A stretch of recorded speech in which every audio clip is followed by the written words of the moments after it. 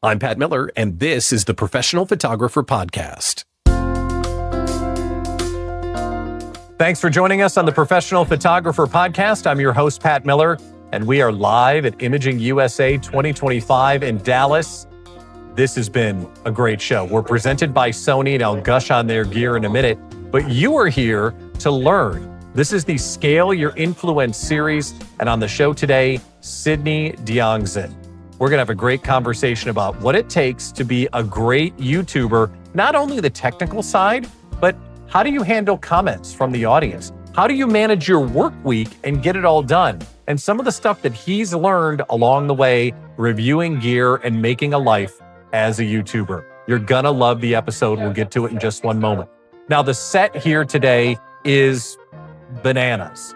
Sony has gone all out. We are using their cinema line cameras, which have worked flawlessly all week, and we're using their monitor and control app, which runs on an iPad, no wires. People have been stopping and oohing and awing all week. So Sony, thanks for all your tech, and thanks for making us look good. All right, Sidney is standing by. Let's get him on the air. Sidney, welcome to the Professional Photographer Podcast. How are you today? Thank you for having me. Yeah, I'm doing really well. Excited to be here. Is it weird to be on someone else's video and not be on your own video?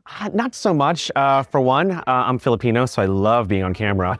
And two, I'm a YouTuber where I film my YouTube friends. They film me. Like, we're kind of used to that. So this is where I fit. Yeah? Yeah. I'm glad you're here. If someone has not seen your channel, they've totally missed it. But how would you describe what you do to someone that hasn't seen your stuff yet? So I'm a filmmaker and photographer, and on my channel, I do a lot of camera gear reviews, behind the scene vlogs, and filmmaking tutorials. Basically, giving people enough knowledge and just reviewing gear so that they can go and start their own businesses. Mm-hmm. Where does the filmmaking start and end, and the YouTube reviewing start and end? How do those things work together? So I've always been fascinated with cameras in general, like from family parties. Like, I remember my uncles and cousins would have like these Sony Hi8 cameras and like filming all these family events, and I loved it. Like, we just sat around just watching like the same party over and over again. And so I grew a fascination just for documenting. Soon I kind of fell in love with filmmaking, so I went to film school, made some short films, and after film school, what they tell you is that when you graduate, make sure you have a spec script in hand so that when you go to a studio, you can at least have a script ready to go in case you meet a producer. Yeah. So the goal was distribution. So did the whole studio thing, didn't really like it. I realized I didn't like being told what to do. So I kind of quickly learned like, oh, maybe I should do my own thing. So I shot weddings, did corporate videos, and then YouTube came along, where it was a free platform where in the filmmaking world, you have to pay to have your short film be on a festival. Sure. So when YouTube came along, it was free, like, great, I could put my short films on there. But then I started talking about gear and people resonated with it, and then started making money with it. And I was like, great, this is what I want to do. Yeah. And reviewing gear because you were just hooked on gear, or you did one off and like got a bunch of reaction and did more of it? I have always been tech support for my family. For as long as I can remember. How do I set the Wi-Fi? Yeah. What button do I press to turn on the TV? So for as long as I can remember, I've always been tech support. And so I talk about it naturally. And so I guess people resonated with it. And which is funny because YouTube, you kind of find like-minded people, very similar people who also play tech support for their family. And so all us YouTubers, like, we're very similar people in that respect. But yeah, I just love talking about gear. The thing that I love about the stuff that I've seen of yours, it's so real. Like, you're making jokes, you're dropping things, you're doing things twice. Like, it's so authentic. I feel like I know you. Like, I feel like I've talked to you before. I've never talked to you before. I purposely leaving that in to build relationships with your audience? I do. Also, I'm very accident prone. So it just happens. I drop things all the time. And so for me, if I watch these videos, like, I kind of don't want to see a perfectly edited video. Like, I like seeing those mistakes. I like seeing those human errors. It's more entertaining for me, at least. Yeah. And so I just leave it in. What is the state of reviewing gear? How much are you asked to review? How much are you doing? What is the business like of being a gear reviewer? I feel like we're still trying to figure it out, where a few years ago, when brands started realizing, like, wow, we can actually showcase our products in the form of reviews. Let's send a bunch of products to these YouTubers. And so there was an influx of reviews everywhere. But now that pretty much every camera is that good, there hasn't been a need, I guess, to see every camera review because people are satisfied with what they have. Sure. Which is great. And so I think now it's kind of marrying the product and the content creation is the key that I feel is more important and more entertaining. Yeah. You know, like, yes, this is a great camera, but here's how you use it in a practical sense as a filmmaking tool, as a photography camera, as a camera to capture your family home videos. Like, how do you use this particular product in those scenarios? And so that's where I'm kind of transitioning to. Like that was my first love, just showing how to use a product the right way or in a certain way. Because I don't know, I feel like a lot of people nowadays have a pretty good knowledge of what a 4K video resolution is and, you know, high megapixel photos. Like they're pretty smart now. So now that we have that established, cool, let's go deeper. Let's start creating. Yeah. You may do it instinctually, but as a viewer, I really appreciate your level of expertise that doesn't come across that way. And I mean that as a compliment. Thank you. One of your videos was walking down the street with a handheld gimbal and an iPhone together, and it was a split screen.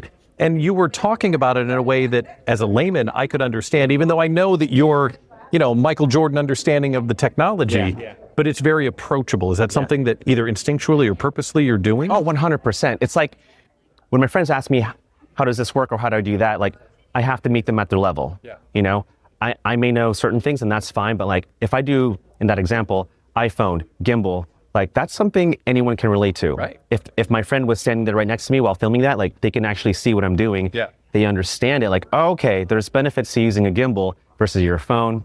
Got it. Yeah, that helps a lot. Yeah, I try to simplify everything. Okay, we want to now flip it and talk about what film school has taught you that maybe we can steal from you. So looking at YouTubing and creating content that looks very organic and approachable, what are some of the things you learned in film school that maybe we wouldn't understand that you're doing because you went to film school? That is a great question. So in film school, I had a professor tell me that the equivalent of 4 years out of film school is being on set for a whole week. You're there, you're learning everything, you're kind of just thrown into it. And so you have to learn fast.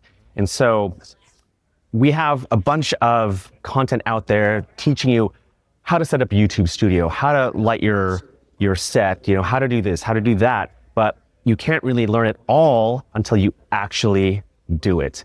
And I think there's a lot of hesitancy for people trying to get into content creation because it's scary, it's weird, it's a weird job.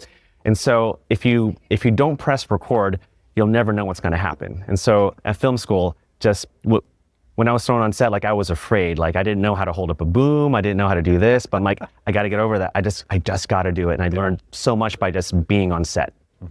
Because you've been trained at that level. Yeah. Do you obsess over your work, or are you able to kind of deliver it and make it good enough and walk away? I think it's a bit of both. Like I want to do my best to create the best thing possible, but also I kind of want to make it relatable.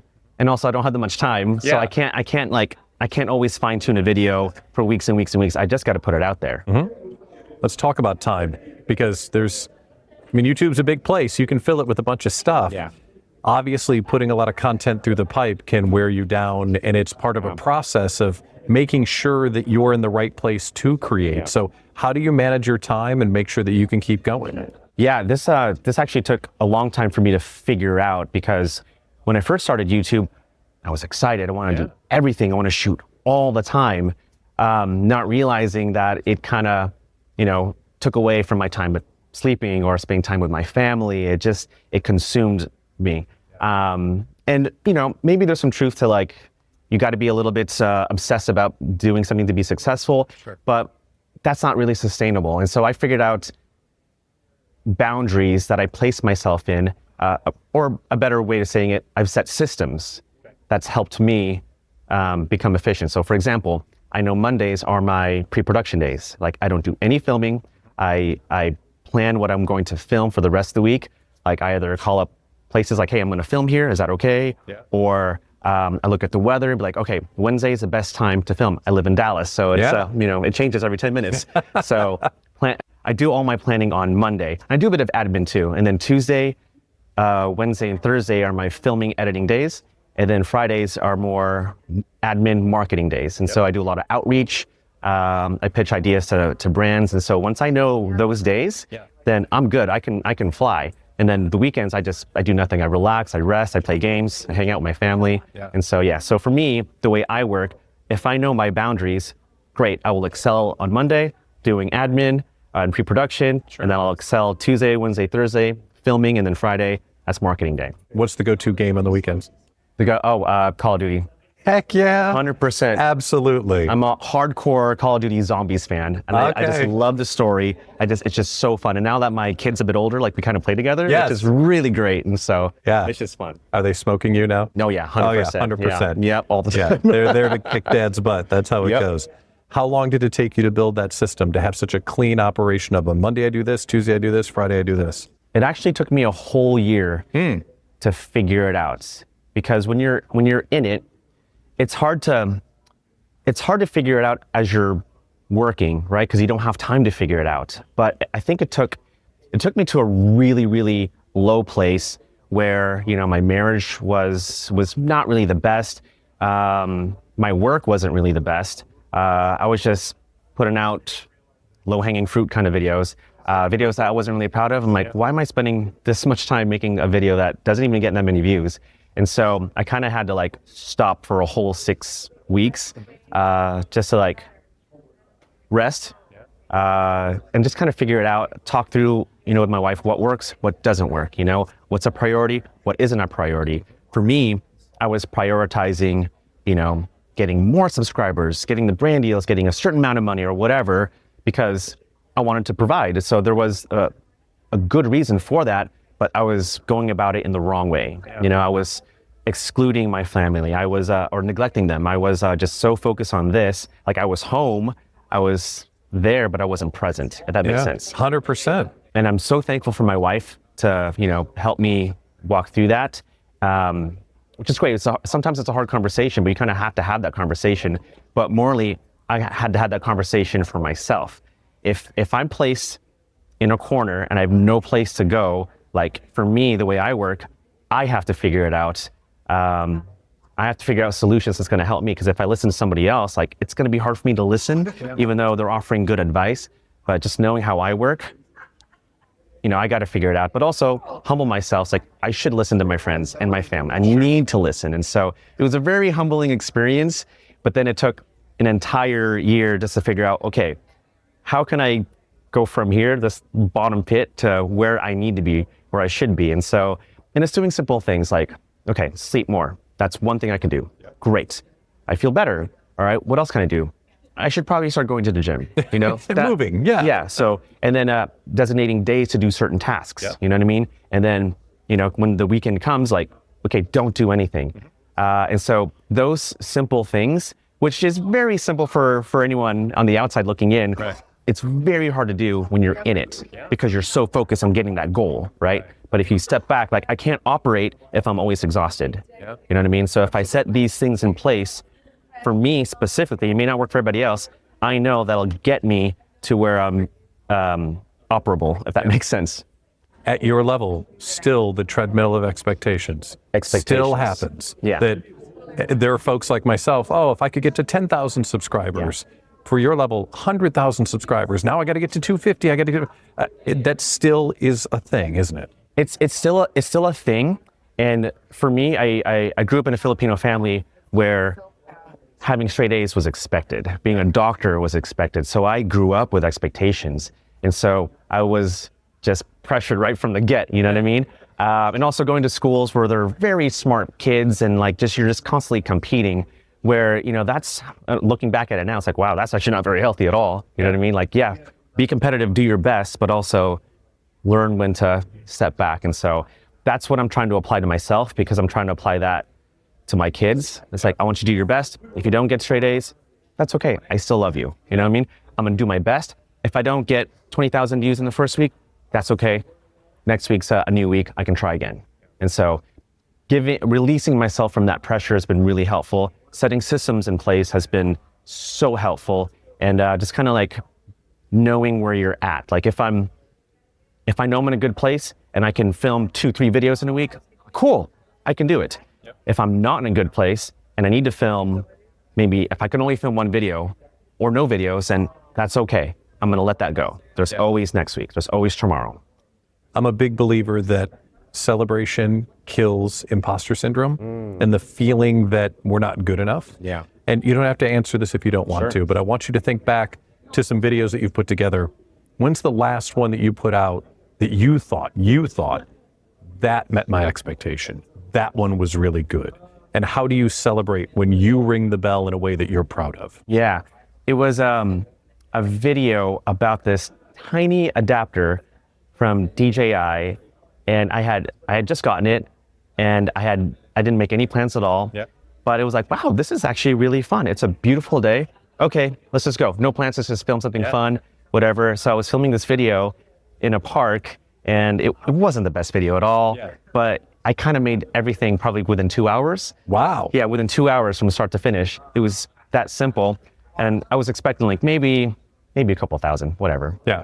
I'm just excited about it. This is cool. I put it up in 1 week, 100,000 views. Oh, wow. And I'm like, come on. Yeah.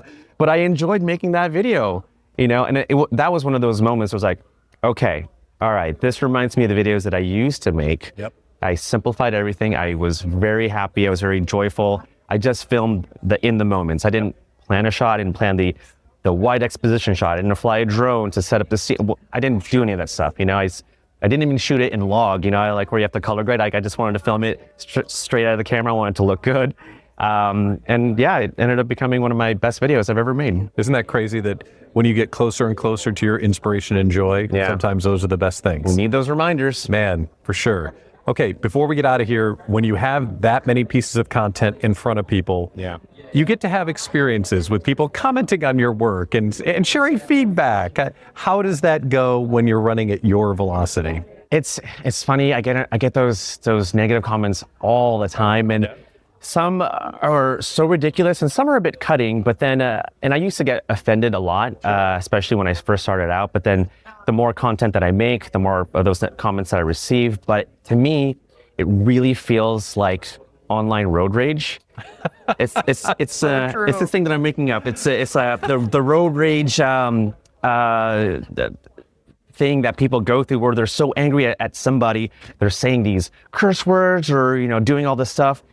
But they wouldn't normally say those words when they're right in front of the person, right? Same thing with YouTube comments. They're behind the keyboard, behind the safety of their computer screen, saying all these things, but they would never say that in front of the person. No. And so when I see those comments, I'm like, you know what?